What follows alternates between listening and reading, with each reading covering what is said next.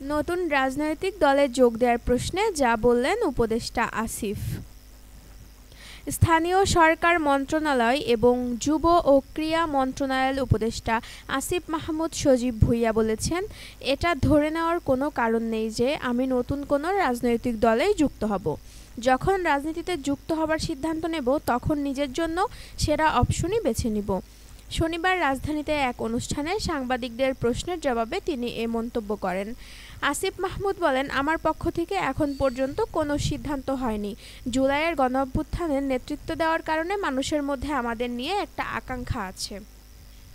তারা মনে করেন আমরা দেশের জন্য দীর্ঘমেয়াদে কাজ করব। তবে কোনো রাজনৈতিক দলে যুক্ত হব তার নির্ধারণের সময় এখনও আসেনি। এর আগে শুক্রবার আসিফ মাহমুদ সজীব ভুঁইয়া নর্থ সাউথ বিশ্ববিদ্যালয়ের মাস্টার্স প্রোগ্রামে ভর্তি হয়ে লিখিত পরীক্ষায় অংশ নেন।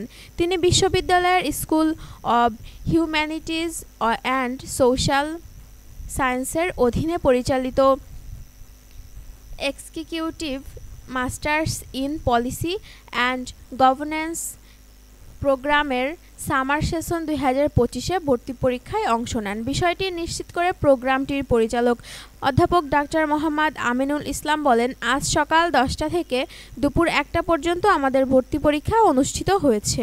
সেখানে আসিফ মাহমুদ নামে একজন শিক্ষার্থী পরীক্ষায় অংশ নেন। পরে আমরা জানতে পারি তিনি মন্ত্রণালয়ের একজন উপদেষ্টা।